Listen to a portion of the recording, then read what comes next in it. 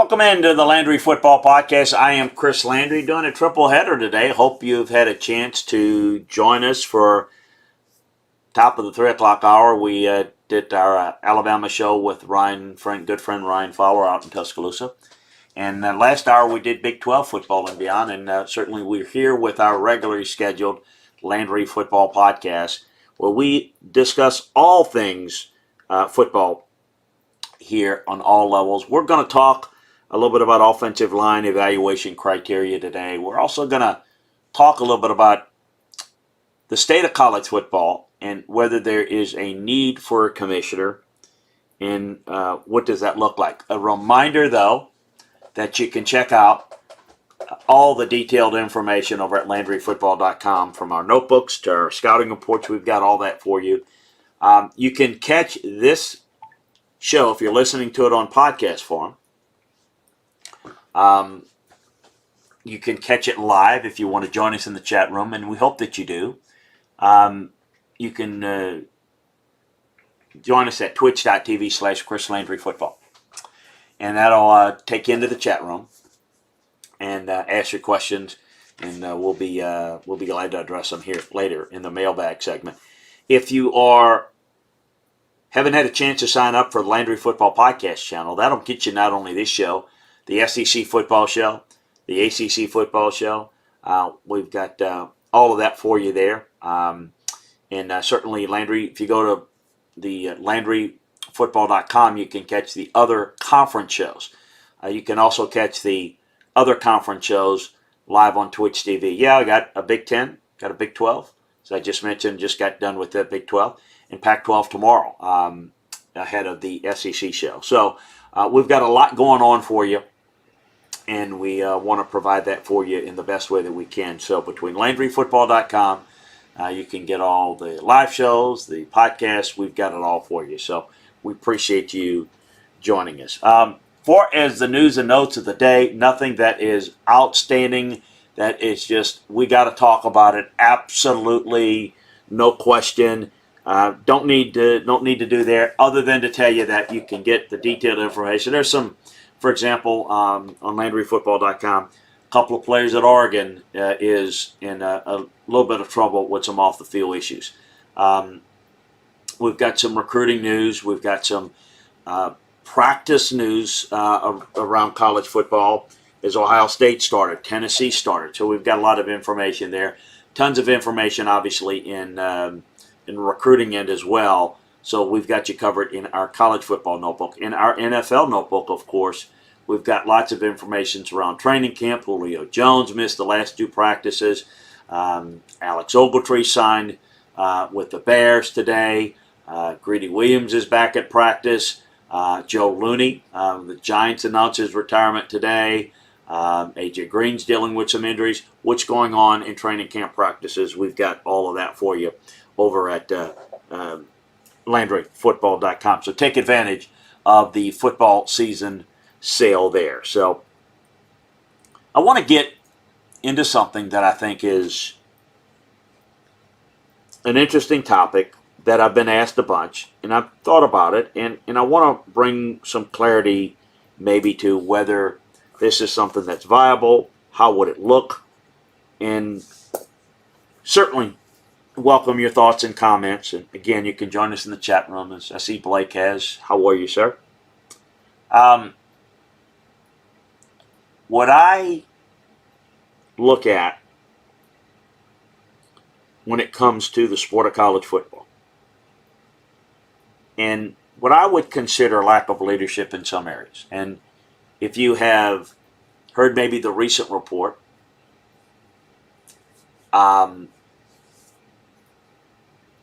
by the way, let me answer Blake, will you have a podcast for every college team? No, not every college team, every conference.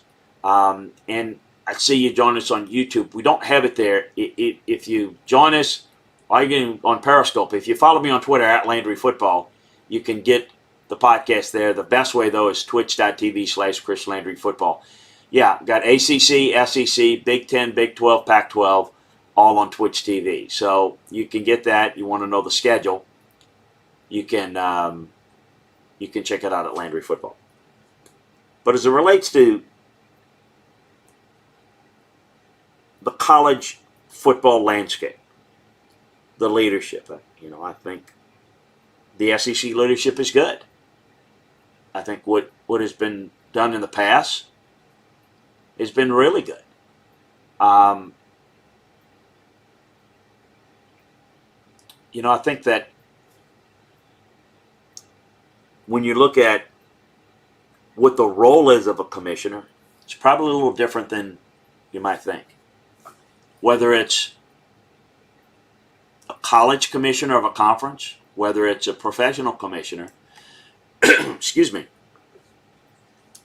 the role is basically almost political in that you answer to the presidents of the universities or the owners in the NFL in that case.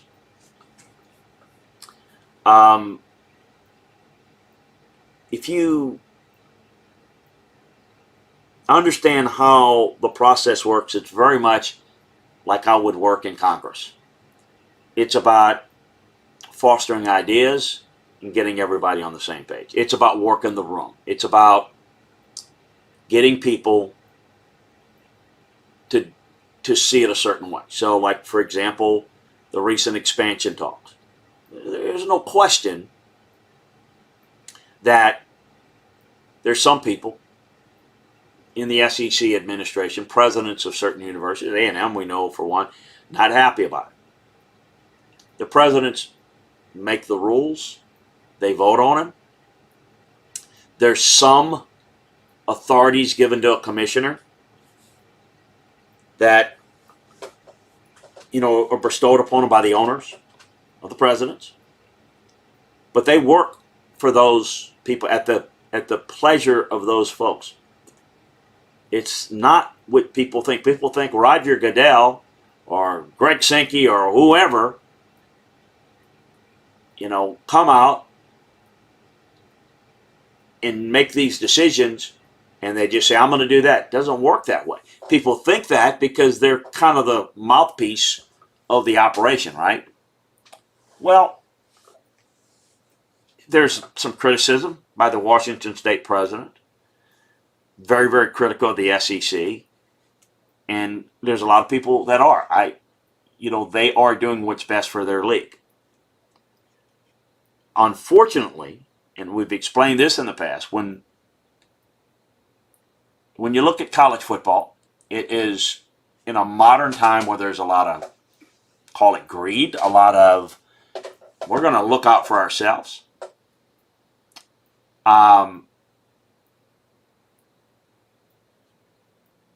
You got to understand that everybody's not in the same situation.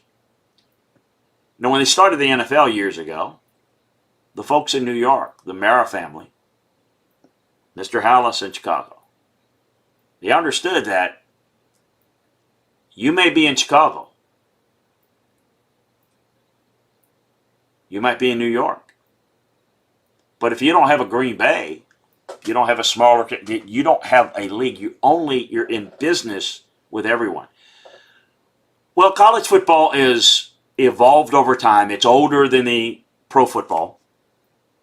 It's changed and changed over the decades. And we're currently in a television moment where there's tons of money and everybody's out to grab a bigger and bigger and bigger and bigger piece of the pie. And no one should begrudge anybody for doing that. I do understand, however, the concern of what it means for the overall sport of college football. Where is it headed? It's a great question. Now, do I think there needs to be better leadership in college football? I do. How does it look? How do you do it? I think we can have discussions on that. A commissioner of college football is not going to have the power, nor should he, to just say, we're going to do this and everybody do it. No, it doesn't work that way. It would never work that way. It doesn't work that way for any commissioner. It would have to be voted on. What's best for the sport of college football? I've heard people say things like, well, if we had a commissioner of college football, we wouldn't have played football last year. I disagree. If we had a commissioner of college football, the Big Ten and Pac-12 probably would have played more games, because the majority of the people voting, SEC, ACC, Big 12, were in favor of playing. I think you can look at it. I think maybe a committee, if not a commissioner, a committee that looks out for the best interest. I do think there's some concerns about whether the sport is healthy outside of the SEC. Is it the SEC responsibility at this point to take care of anyone other than the SEC? No, it's not. It's up for the others to have the foresight, the ingenuity to grow their sport. But I would say that unless the SEC grows and becomes like the place where all the big, powerful programs are, even in greater degree than what they are now, how you operate is going to be very curious, very disorganized, as it's always been. I think that the leadership in college football is the worst thing about college football, that there's no symmetry of how you do things. Look, I don't think everything needs to be the same. I think there's some cultural and regional differences that are quite unique and special about college football. I don't want one size fits all. Everybody looks the same in college football. I don't agree with that. But I also think that having universal understanding of rules, enforcement, how it's done, we're not going to see revenue sharing like in the NFL, because we're in an age where nobody wants to share. If there's some owners in the league right now that if they had their own way would want to do away with revenue sharing, and they fought certain parts of revenue sharing, and then stadiums and what have you give you more revenue than others. But I do think that some form of better leadership is needed. There's no question about that. And I think it would certainly help. And it's difficult when you've got new leadership in the Pac-12 and you've got other places you don't know where that's going. You've had bad leadership in the Pac-12, bad decisions. It hurts that league. Well, it hurts the sport. If it's not good for the Pac-12, it's not good for college football. If it's not good for the Big 12, it's not good for college football. We live in a lot of regional, well, I only like the SEC and that's all that matters. What's all that matters to you? But for the overall, when you like everything about college football, it's not for the overall good. And I think there are ways you can go about doing that. I've kind of taken on the task of giving a little bit of a better explanation of evaluating each position in football from the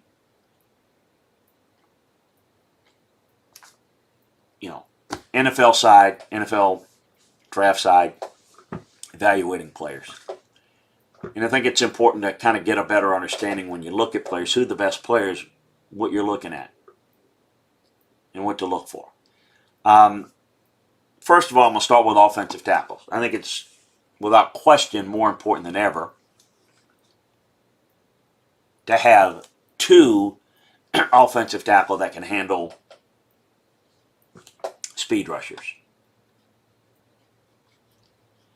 Essentially we talk about left tackles because they protect the blind side. But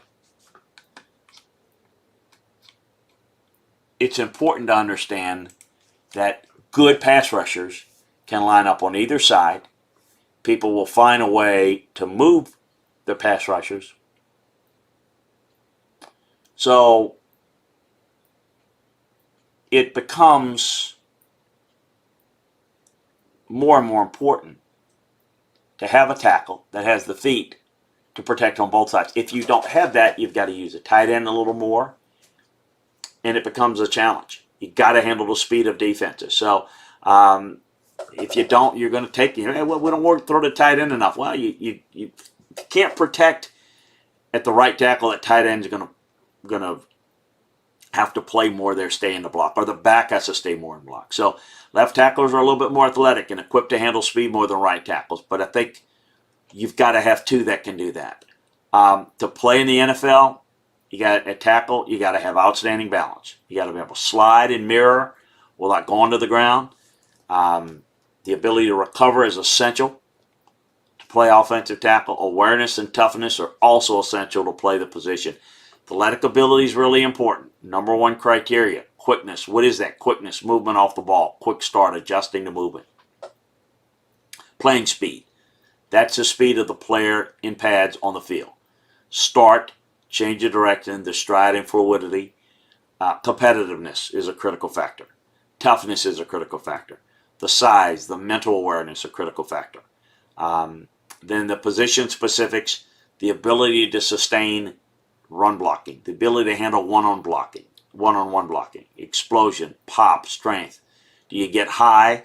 Do you roll your hips? It's really important. Use of hands, really important. Good balance. Initial quickness, the ability to pull and trap, all those things are important. Use of hands, hand quickness, arm length.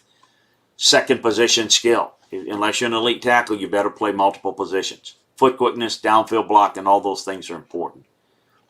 Offensive guards, they fit into one of two categories. Man blocking, zone blocking, slide protectors. Man blockers have more elite physical characteristics, and they beat blockers one-on-one, while zone blockers can get away with less size and girth, and they're quicker. They utilize angles a little bit better. To play offensive guard in the NFL, you got to be strong, got to be tough. I think you got to have a nasty attitude. It's the position where you most readily can overcome lack of an athletic skill and traits. But athletic skills can take you to a different level. Use of hands is the most important skill set needed for the position, as it is a leverage, power-based position. Athletic ability again, strength and explosion, playing speed, competitiveness, toughness, size, mental awareness. Sustained run blocking is the number one quality for guards. Pass blocking second, then pulling and trapping. Initial move, contact, the ability to follow through and finish. Downfield blocking, initial quickness, use of hands, arm length. Arm length is important. Why? Defenders can get into your body. The longer your arms are, the more you can keep the defenders at bay. What's your second position? If you're a guard, can you play right tackle? It's really important. For centers, the left tackle gets credit and labeled as the most important position on the offensive line. And that's true from an athletic speed standpoint. But the center sets the protections for both the run and pass game. He's the quarterback of the offensive line. So he makes the blocking calls, even though he'll get help from quarterback from above.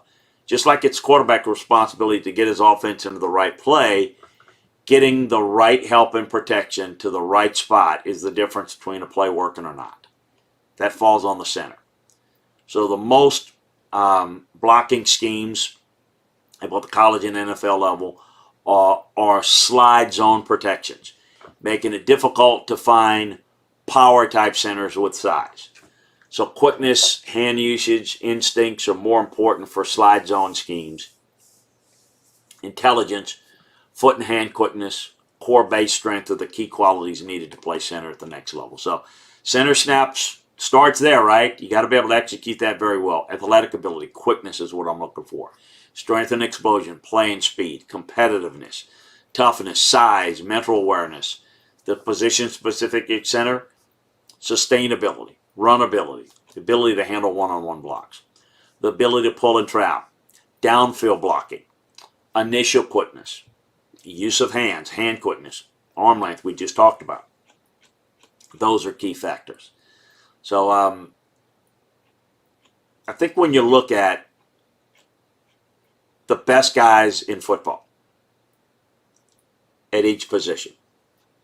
Tackle position. Right now, the best tackle in football is David Bakhtiari of the Packers. His play dipped a little bit last year. His run blocking is really good, but he's the best pass blocking tackle in football.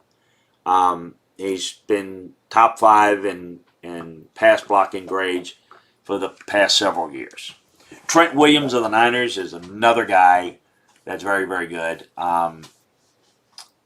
He struggled a little bit in 19 with some issues, but 2020 was outstanding.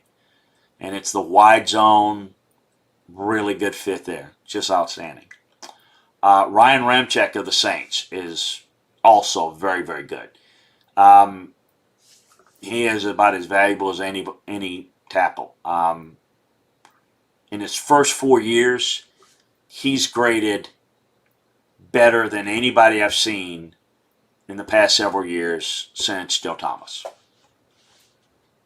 I think the other tackle for the Saints, Teron Armstead, is developed into a really elite left tackle. He's top 10 pass grades. And again, what do they like to do in New Orleans? Get guys out on routes, right? Keeping guys back in, you got to be able to have base protection. Ronnie Stanley of the Ravens, really, really good. This offense helps a little bit. But he's really, really good. His pass sets are really strong, really solid. Guards. You could make the case that Quentin Nelson is the best offensive lineman, period, in the league. Tackles are at a greater premium. They're a tougher position to play. But Quentin Nelson's the best of the best. When he came out of Notre Dame, we thought he was a generational prospect. We thought he had a chance to be phenomenal, and he's just been better than that. It's unbelievable, both the run and the pass game. He's just surrendered 3 sacks in 3 years. He hasn't really. He has real no appreciable weakness to his game. When healthy, Zack Morton of the Cowboys grades out in the same level. Same type of guy. Really good run blocker. Great use of hands.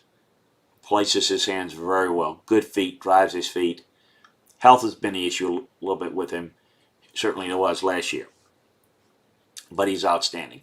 The Joe Thuney, now with the Chiefs, is coming off his best season. One of the best guards. They were able to get him this past year. Outstanding. Joe Patonio of the Browns. He is, in terms of pass blocking grades, he's as good as any pass blocking guard in football. He's really, really good. Brandon Sheriff of Washington is outstanding. Very high pick, of course. He's maybe not as dominant as Quentin Nelson, but 7 years, and he is just a top 8 to 10 player in both run and pass blocking. Centers, Rodney Hudson of the Cardinals. And no one's really been close in grading him in terms of pass protection grades. Corey Linsley of the Chargers is very, very good. Also outstanding in both areas. Frank Ragnow of the Lions is very, very good. Steady, outstanding talent, particularly as a pass protector. J.C. Tretter of the Browns, another good center. He is another good pass protector. And Jason Kelsey's somebody that's been really, really good. Slowing down a little bit. He's better in pass game, a little bit vulnerable in the run game, but a little bit. Brandon Leonard of the Jags is another one that's really, really good. Who's some of the prospects to watch out at the tackle position now that you know how to evaluate them? Watch Thayer Mumford of Ohio State this year. I think he's outstanding. I think he can be a really elite pass protector at the next level. Darian Kennard at Kentucky. He is a dominant run blocker, and I think he's a right tackle at the next level.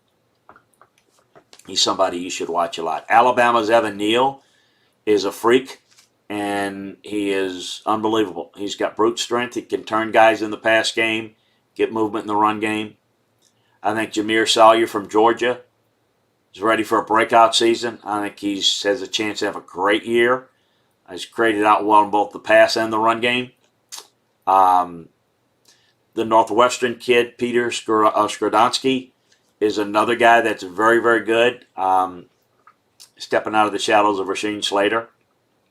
I think Jordan McFadden of Clemson is another good one. Jack Snyder of San Jose State is a smaller college guy that you need to pay attention to that's very good at tackle. Dylan Parham of Memphis is another one that grades out very well. He's a right tackle. The other tackle at Ohio State, Nicholas Petit-Frere, is another guy that I think has a lot of potential on the next level. NC State's Akeem Akawanu played primarily left tackle, but he's one of the better run blockers in the game. Kellen Dice from Arizona State's another guy that's a good two-way player. Centers, I think the best one is the one at Iowa, Tyler Linderbaum. Very, very good. Just outstanding. The athleticism is really good. He's probably the best interior offensive lineman in all of college football from a technique standpoint. Marshall has a guard that's very, very good. He's come back for a sixth season, so he's really developed well. He's developed as a pass protector, great use of hands. Very, very good. Grant Gibson of NC State is a very athletic guy. Jarrett Patterson of Notre Dame, also very, very good. Justin Schaefer of Georgia, very good player. Alec Lindstrom of Boston College, the brother of Chris Lindstrom, the younger brother, and the history of BC linemen, very, very good. Doug Kramer of Illinois, they're kind of rebuilding, but he's very, very good. Kyler Schott of Iowa is another good guard. Emil Ekafor of Alabama would put on that list. I mentioned in the last hour in the Big 12 show talking about Osiris Torrance, Louisiana Lafayette. Really good. A guy that can line up and play for anybody in the country. Pay attention to him. Michael Maietti, the center from Missouri, is very, very good. So those are some of the guys at each position that I think are really good, that are special type players on the next level, that I think you might enjoy now that you know the skill set. Go back and listen to the podcast.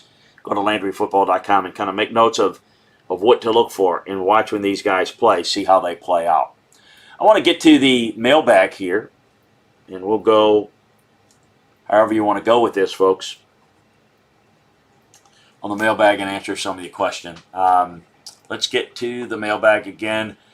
Blake, Tony says, can you explain the Browns hiring of Bob Quinn? What's the role? What is the role of a senior consultant? Well, a senior consultant is just that. It's a glossy title that will be defined a specific role in the organization. When you hire someone that's had general manager experience running a scouting department, he can serve as another set of eyes, organizational role. A consultant is just that. I've spent time as a consultant. A little bit different in that I'm not with one team, but I'm with a lot of teams, and I do stuff with college programs. So my role is to take on a task that they ask me to provide. I don't call them up and say, let me consult with you and tell you what I see. I provide a service of what they want. For me, it could be coaching, it could be scouting, it could be very, very specific on something that can improve their red zone or protections, or it could be something scouting related. Certainly, as it relates to free agents in the draft, that's a lot of stuff that's pretty consistent throughout from one year to the next. But Bob's role is going to be just that, to serve as a consultant in the front office and personnel. Blake says Texas is 3-7 versus TCU the past 10 years. Texas would rather go 1-9 versus Bama. Well, I mentioned it last hour. Texas is a better team than they are a program. I think Steve Sarkisian will do a good job coaching there. He'll do a good job running the offense. Pete Kawakowski is a great defensive coordinator. But how well Steve Sarkisian will do will depend upon how well he's able to control the message, limit the distractions, keep everybody on point. That's been the fallback. Look, they've got a running back that's as good as anybody in the country. They've got to find their quarterback, no doubt. They've got an offensive line that would rank among the top half dozen offensive lines in the country. Defensive line is good. They've got some speed at receiver. Got to find that quarterback. Got to settle in on that, no doubt. Defensive line's pretty solid. Linebackers are okay. Secondary's got some youth. They're recruiting pretty well. Now they've got to develop it. Look, they did a good job. I was kind of looking at some of the notes I made, the film grading notes from last year, that give you an idea that, look, this is not a bereft program. This is not a program. I was looking at this, and, it's a top 20, 25 team. Now, what does that put you in the SEC? Yeah, it probably puts you in the middle of the pack, no doubt, right now. The offense protected the football best of anybody in the Big 12, top 5 nationally. The defense led the Big 12 and was the top nationally in limited explosive plays, which is pretty doggone impressive when you consider all the offenses that they face in that league. And they were the second behind TCU in stopping plays behind the line of scrimmage. This is not like an awful program, an awful team. It may be an awful program, how they do it, the distractions. I get all that. I understand all that. This is fixable. I don't know. It'll take a while. And yes, it'll be a bigger challenge in the SEC. So you got more rungs of the ladder to climb than you do in the Big 12. You want to get a good feel for Oklahoma, Texas. I don't know, those of you that are asking, Blake asking, you may have missed the Big 12 show. I highly encourage you to check that. The Big 12 show is right before this show, every Wednesday. And you get a good feel, a complete breakdown of Oklahoma and Texas. Go back and listen to the podcast. It's going to drop tonight, tomorrow morning. Listen to the Big 12 and beyond, Big 12 football and beyond, and you can see a detailed breakdown of Texas and Oklahoma. Blake says, I have the ACC network, Big Ten network, now I get the Pac-12. And that's because the Pac-12 network, half the people in California can't get it. First of all, there is no Pac-12 network. There's Pac-12 networks. It's not the same as the Big Ten network or the SEC network. You go to channel 611 on your DirecTV or wherever you get your, that's the SEC network. 612 is ACC network. 610 is the Big Ten network. It's one channel. It's not the way the Pac-12 network works. They have a channel for every region. So they've got the Pac-12 Los Angeles that carries UCLA, USC. They've got the Pac-12 Northern California that takes care of Stanford and Cal. They've got the Pac-12 Northwest, which takes care of, they got Pac-12 Washington. They take care of Washington, Washington State, Northwest Oregon, Oregon State. They've got the Mountain region, which takes care of Utah and Colorado. So they cut, and so the one thing they do well, if you want to see replay of games, you go right now on the Pac-12 network. Again, you got like 6 networks. I think I left somebody off there. Oh, Pac-12 Arizona. They got Arizona State. So they got 6 Pac-12 channels. And you might see a replay of the Arizona State going on, and then on the Pac-12 Northwest, you might have Oregon State. On the Washington, you might have Washington State. On the Los Angeles, so you could literally watch. Now, you imagine that. So that's the model. Could you imagine if the SEC network or networks, if you had just a channel for Alabama and Auburn, one for Ole Miss, Mississippi State? That's what their model is. Which is interesting, and then they bring together on all the channels, it's the featured game. But so you can get, it's kind of like having alternate channels But they're all alternate. They're 6 different channels in the region of the Pac-12. The problem is the distribution. Can't find it anywhere. I mean, I get it streaming, but it's just, until they can get the right partnership there, they're in trouble. Witchet King joins us. I appreciate you, Witchet King. Thank you. How much variance from team to team in the NFL is there, and how much responsibility the center or quarterback has in identifying calling protections at the line of scrimmage? It does depend on the quarterback and the team. So how much variance? Well, the quarterback has to, if it's a younger quarterback, so just go and look, the younger quarterbacks, they all have responsibilities. The younger quarterbacks may get more help from the center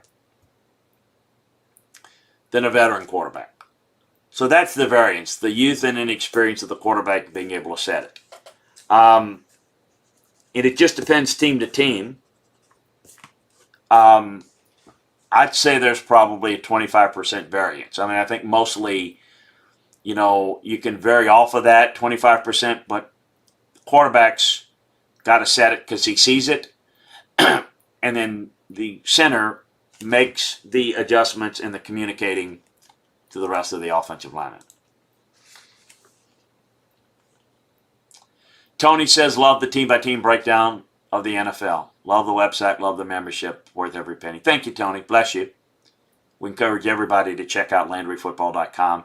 We do have every NFL team broken down. We break down the units, the position rooms. We break down the overall depth chart, the roster, the overview. We've got it all for you. So check it out over at LandryFootball.com. If you're an NFL fan, you're a college fan, we've got a lot of special features. We put a lot of we have all our podcasts, connections there. Our connection to Twitch, we've got that. But we've got the in-depth film room breakdowns. Right now it's the previews. Once we get into the season, we'll be breaking down week by week, team by team. We'll be discussing it here, but the detailed breakdowns, no question, over at LandryFootball.com. Look, it's like having your own scouting department for less than a magazine subscription. It's less than $10 a month. And it's cheaper than that if you take advantage of the year membership. So check it out. We really appreciate Tony and all the members. A lot of you are members. We appreciate everybody.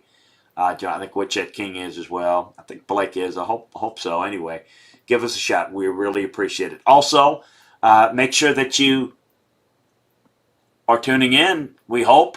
If you sign up for twitch.tv/Chris Landry Football, very simple, you're going to get notifications every time we go live. So for Blake, you're not going to miss the ACC show. You're not going to miss the SEC show. You're not going to miss the Big Ten show, the Big 12 show, the Pac-12 show, this show.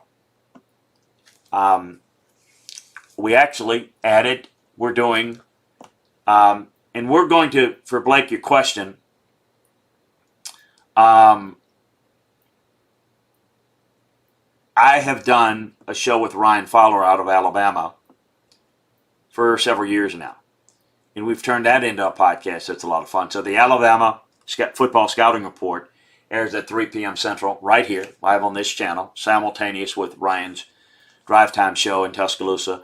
Obviously, Alabama being the benchmark team, we break that down in a very unique way. They've got a tremendous following and fan base, and we've had great following on the show. We would like to, through the Podcast Park family, I'm not going to be able to do, more shows. I can tell you that. But we'd like to expand it and grow with more teams. That really depends upon interest. And the folks at Podcast Park, great partners. I think they like to grow it with other teams, but they're going to take this slowly, do it right, and see where the interest is. And so I think we're going to see a couple of those grow and over time do that. So make sure you do a couple of things. Go to twitch.tv/Chris Landry Football. Look, it's free, I believe. I know it's free if you are a, Amazon Prime member. If not, check it out. You can certainly go to the podcast and listen to the download there. If you're not an Amazon Prime member, or if you just want to join Twitch, I think it's very, very easy to do. Sign up for Landry Football's podcast channel and get it all there. So, yeah, we've got all that. You want to know the schedule? go to LandryFootball.com and you'll see the follow Chris on Twitch, and underneath you'll see that the schedule. So check that out there. Got our NFL show as well. My understanding right now is that the NFL channel on Podcast Park is not set up. So you can get the shows on LandryFootball.com. I dropped the shows there, so you can go and listen to it there and sign up for it. So, Woodchuck King says, read about Joe Burrow on the site generally. Have you seen quarterbacks lose accuracy due to lower body problem? Look, I talked about Joe Burrow, and it is a nugget in the notebook today that, you know, they're struggling a little bit. It's not to be taken as, uh-oh, look out, there's going to be a problem this year. No, it's just this is kind of where they are now. It's not to be alarmed, anything at all. It's just an observation from their coaches. And I haven't delved into the film yet, but the coaches tell me, yeah, the timing's not there. A lot of it is just part of the early nature of camp. He's also somebody that's coming off of an injury. So it's a nugget. It's not something to be taken other than that. Not that Woodchuck King is. He's not. But let's see how it progresses. By the way, first preseason starts. I don't know if you're aware of this, but this Sunday is the last Sunday you will have without football for until the championship break between the conference championship and the Super Bowl. You're going to have football every Sunday after this Sunday. First game, the Hall of Fame game, is Thursday night. So catch that. It'll be the Cowboys, the Steelers. A lot of things I'm looking for. A lot of players. Like to look at a lot of young guys. Probably curious to see how much they run Najee Harris at Pittsburgh. How that plays out. That's going to be interesting. And then, of course, we are getting close to where everybody next week will be talking about preseason games. Practices in college football are starting up in earnest. I know Ohio State, Tennessee, a few of them have already started. By this weekend, most everybody is. Next week at this time, everybody will be interested. So, anyway, really appreciate everybody joining us. Woodchuck King, Tony, Blake, in the chat room. Spread the word to your friends. Tell us what we're doing here on the channel. A lot of, I've just told you all the shows that are going on. There's something for everybody. And we're going to, look, long term, I don't know. We want to grow this so that we figure out which shows are the most interest, and we'll focus on that. But I want to give something for everybody. And that's why we're doing it. And that's why I want to have Scout's Eye on pro football for guys like Tony and others that really want to focus on NFL. And then the college shows for the ones that focus on college. And then there's so many colleges that, okay, you know what, you don't talk much about Pac-12, and I like Pac-12. We're going to have that for you on Twitch TV. Most of you, the SEC is the biggest, most popular one. We've got that twice a week. So we're going to kind of work that towards you. We're here for you, trying to provide it for you. So if you could help spread the word to all your friends, social media, let people know what we're doing. Retweet when I say, you follow me on Twitter at Landry Football if you would. Retweet out. Like this show, you ought to listen. It'll get more people in the chat room, get them involved. We're trying to improve it, make some changes. We're really excited about where we're going with it, the chemistry of the shows.